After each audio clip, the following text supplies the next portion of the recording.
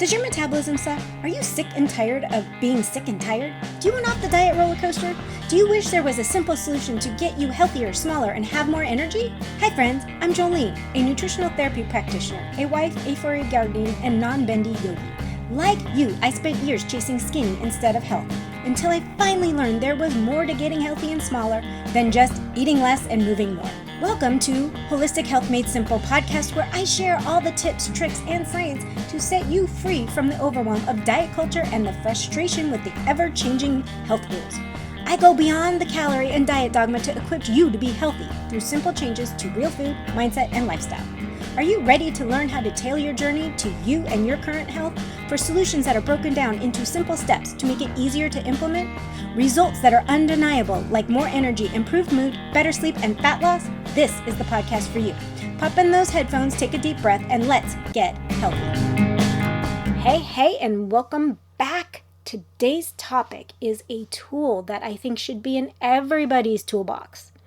But at the same time, I caution everybody because I often see it misused and abused. What is this tool, you're asking? Fasting. Let's dive into the crazy world of fasting and what it's all about. Fasting offers several healing benefits. The biggest is something called autophagy. Autophagy basically is cellular repair. It's been a buzzword and it's kind of misunderstood. It's also not understood even by scientists because the only way to truly study it is after someone's dead. So there's a lot of myths out there. You'll see a lot of graphs of when autophagy starts when you fast. Well, I hate to break it to everybody, but autophagy is continuous in our body. It's always there, or we'd be dead.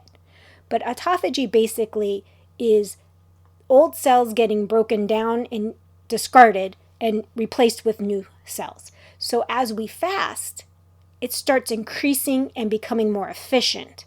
It's not that it all of a sudden starts at 17 hours. No, it's always going on in our body. It just starts getting more and more efficient. And then they estimate at 72 hours, it caps off as efficient or as fast as it could be. And then it levels off at that point, at that 72-hour mark of a fasted state. And in a fasted state, they pretty much mean a water and salt electrolyte type of thing, type of fast. But we'll go into the different fasts and what you can and can't have in a minute. So autophagy is the number one benefit and healing benefit of fasting. It eats up all those old damaged cells, and then with all the good nutrients we're putting in, it builds healthy new ones. Benefit, autophagy. Especially if you have a lot of weight to lose, it will help with loose skin as well. But it improves your cells in general, everything, your inside, your outside. So we really want to do everything we can to trigger this autophagy. And down the road, we'll have an episode just on autophagy because there's other ways to increase the level of autophagy. But fasting is one of them. So cellular repair, autophagy is huge when it comes to fasting, and it's the biggest benefit. The next benefit would be improving our insulin sensitivity. Whenever we go periods of time without food, our body starts resetting our insulin sensitivity levels because we're depleting glycogen stores, and this will help with our overall metabolic health. So that is a huge plus of fasting, is improving our metabolic health through increasing our insulin sensitivity. And then the digestive rest. That is the big one. When we're not eating and we're not ingesting things that our body thinks it needs to digest, it gives it time to reset, to repair those damaged cells in your stomach. Think of your stuff like indigestion and bloating and possibly stomach lining issues. It will overall improve all of that. And fasting's also been shown to improve your mitochondria, which is part of your digestive system. So it's really important that when we do look at fasting, we look at it as the healing aspects as our number one targets versus weight management. Yes, weight management is a benefit of fasting, but that should be down at the bottom of the list because then we're not doing it in a way that's going to heal inside of us for long-term health. And that's our goal. If you're following me and you're listening to me, it's all about getting healthy and letting the weight loss be the byproduct of the health, not the other way around. So some of the other benefits from a health standpoint is it reduces inflammation, it improves our brain health, it can improve our hormone balance, and all of that kind of ties back into the cellular repair level. So we want to look at it as what it's doing to our insides versus our outsides. We don't want to look at it as how much weight can I lose during this fast. You want to look at it as what can I get my body to reset and repair. I have gut damage, or my insulin levels are off the charts, whatever that is. Or maybe you have some sort of disease that you want to try to do some fasting for the cellular turnover to get rid of some of the damaged cells to replace them with healthy cells to help you fight off. It also a 72-hour fast, and we'll get into these longer fasts, but 72-hour fast is known as a reset fast, where it resets your immune system. It breaks it down and it repairs it completely so that it strengthens your immune system overall. So let's get into all the different types of fasting since I've touched on it now. I guess we'll start with extended fasting. Extended fasting is generally considered anything that's about 72 hours or longer. Some may say 48 hours. You do you, boo. Anything over that 48 hours I'll give you as extended fasting, but some people will go 5 to 10 days. Now, if you're going on a really, really long fast, you should probably either be incredibly experienced or being observed by a medical professional or a nutritional professional, someone that can help you along the way, because you will experience things that probably need some guidance, especially if you've never done anything over 72 hours. The other kind of fast we call intermittent fasting. Intermittent fasting and time-restricted eating get mixed up, so there's two definitions of intermittent fasting. The first being is fasting intermittently, meaning one day you're fasting, or you're fasting for a day and a half, and then you're eating a day, and then fasting a day and a half, or you're eating 3 days and then fasting a day and a half. Like, you get it. You're fasting 24 hours to 36 hours, and then having a day or two of eating in between. That's the original definition of intermittent fasting. Now intermittent fasting has also been cross-termed with time-restricted eating. What do I mean by this?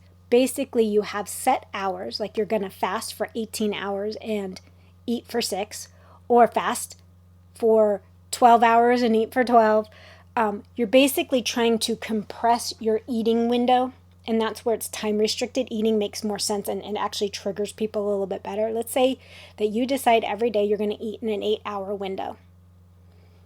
The rest of the time you don't eat, you drink water, you might have your coffee and tea, we'll go into that in a minute. But you eat in that small window. Sometimes it's 8 hours, 6 hours, 4 hours, 2 hours, 1 hour. And then everyone comes up, well, what if I want to do 7 hours? That's fine. You pick the time, how long you need to eat, and go from there. That's intermittent fasting, time-restricted eating. That's the modern day definition of it. So 12 hours is the minimum you should be fasting every day, whether you practice fasting or not. You should be able to go 12 hours between your last meal and your first meal. I say this because we've become a society where we eat constantly and we never give our body time to rest. That 12 hours is the bare minimum your body needs to start doing some of the repairs it needs to do in your digestive tract and just in general. So try to shoot for 12. If you've never fasted before, shoot for 12 hours first.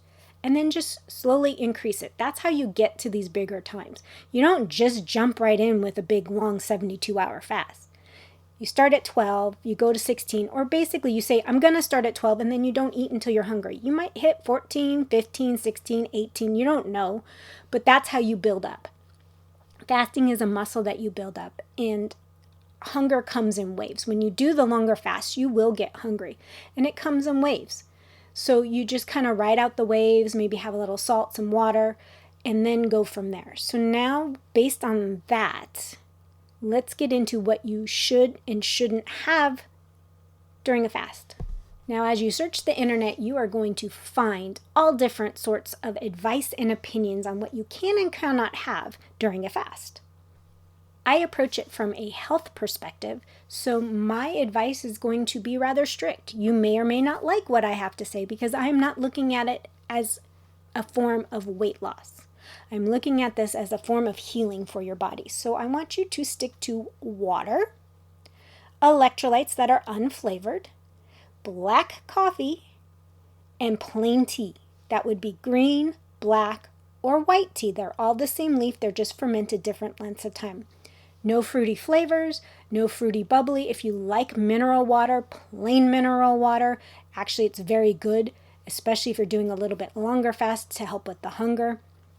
But stick to the bare minimum. Now, if you're doing a 72-hour fast or even a 48-hour fast and you just want to extend your time, some broth can be used, very little, as a training wheel till you get to the point where you no longer need it. There are a lot of people out there that preach training wheels. There's a lot of people out there that preach it's okay to have fat. Some of those are all ways to train your body to get there, but if you're looking truly for the digestive rest, the cellular repair, the overall health benefits, you want to keep it to as much water and salt as possible and use all the rest as a little bit of training wheel, but not as something that you have all the time as you fast, because you will be negating some of the benefits. Not all of them, just some of them. And we don't know what exactly is happening because, like I said, a lot of this is speculation because some of it can't be studied because it's in your tissue and you'd have to be dead to study your tissue. You get it. It's not something scientifically they can actually figure out. So you see, I'm a purist. I want you to stick to as what people say clean as fast as possible, but I want you just to stick to the basics. Water, salt, maybe some unflavored electrolytes, maybe some coffee, especially if you need your coffee in the morning, black, tea, plain, simple, black, green, white, and with nothing in it. Keep it as simple and plain as possible so that you can reap the maximum benefits. That's why I always say start slow and build up, because when you start really clean to begin with, and you build up on top of that, you reap the health benefits a lot quicker than if you start with all these training wheels and you can't get off of them. Before I go into some tips of how to implement this, some simple ways to add it into your life, I've given you some, but we'll recap it at the end. I want to go into some caution on misusing or abusing fasting. Fasting is an awesome healing tool. I went over all the benefits. But those who look at it as a form of weight management as well, look at it as a form of restriction. It can become very obsessive. You hit a plateau and then you start fasting longer, harder. You eat less, you restrict your intake and your fasting. Fasting should be in a fast feast cycle. Yes, you heard me right. You fast, then you feast.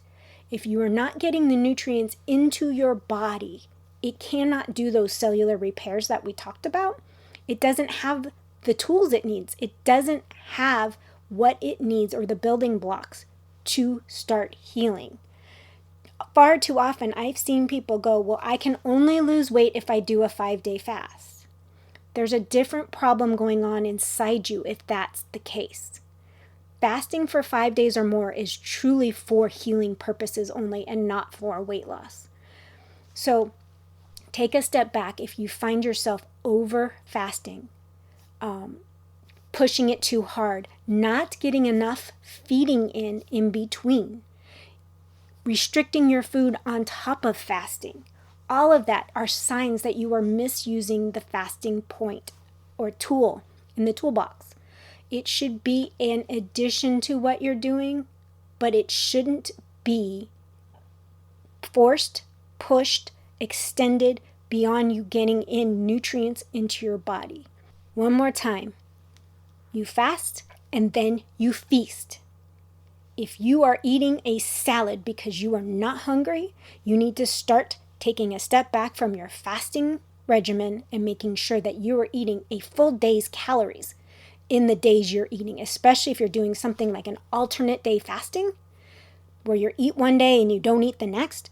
If you are not eating a full day's worth of food, there is a problem. You are over fasting. Your body's starting to shut down. It's not talking to you properly. The leptin and ghrelin are out of whack. The hormones are actually starting to get dysregulated versus regulated. So we want to make sure everything we always do is to nourish our bodies in the long run.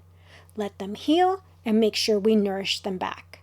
So how exactly do you start if you've never fasted before? Like I said a few minutes ago, start with 12 hours. That is the minimum you should be fasting. And then every couple days, try to increase it an hour till you hit that 16 hours. Maybe then you start increasing it every couple weeks till you hit 18 hours. For a lot of people, that's enough. But you're also going to have to look at not only what fits into your lifestyle, but how it's affecting your body. Most of us, when we want to fast a little bit longer, we prefer to skip meals earlier in the day and have dinner with our family, because it's probably the only time you sit down with your husband, your kids, your spouse, your significant other, whatever it is. But it's the only time you sit down with them, so you don't want to miss that meal. However, you have to see how that affects your body. There are certain times in a woman's life that skipping breakfast can be counterproductive. Our bodies actually need it, especially for hormone balance, especially if you're in peri or going through menopause. If you're already on the other side, the chances of it affecting you are quite slim, but you have to listen to your body. And if that's the case, I suggest you doing basically 2 fasts a day. You're going to do an 8-hour window of eating, and you're going to eat a big breakfast, and then you're going to have your dinner with your family, and then you're going to do a mini fast in between those, and then your longer fast will be from dinner to breakfast. I hope that makes sense. So basically, you're going to go from dinner to breakfast without eating anything. You're going to eat your big breakfast, and then you're going to go from breakfast to dinner without eating anything. So it's kind of like 2 mini fasts versus 1 longer fast. Sometimes that's all it takes to help your body along. Or if you want to eat 3 meals in your 8-hour window while you're going through this just to support everything, go for it and just have that 12, 14, 16 hours on the other end where it works to your behalf of not eating and getting some of the benefits or all the benefits of fasting. You get all the benefits no matter what. It's just at different levels. So don't think because you're doing shorter fasts that you're not getting the benefits. You are still getting the benefits. My next tip kind of goes more towards the weight management or weight loss side. Don't do the same thing every day. You want to reap all the health benefits, but you want to vary the hours that you're fasting. You don't want to say every day eat between 11 and 7. You want to shake that up. Some days maybe eat lunch or breakfast at 8 and then have a late lunch. Switch your hours up. Maybe some days do 12 hours and some days do 20 hours of fasting. Switch it up. That is the most important thing you can do from a weight loss or weight management perspective. You still get the healing benefits, but it will help prevent or slow down any plateaus that might be coming. On that note, friends, try out fasting, give your digestive system a rest, get that autophagy going, and be healthy. I will see you next time. Bye.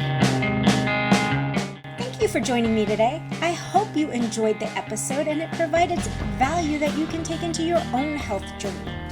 I would be incredibly grateful if you could help spread the word. Share the podcast with others that will find the information as helpful as you did. It's through your support that I continue to grow and bring you more amazing content.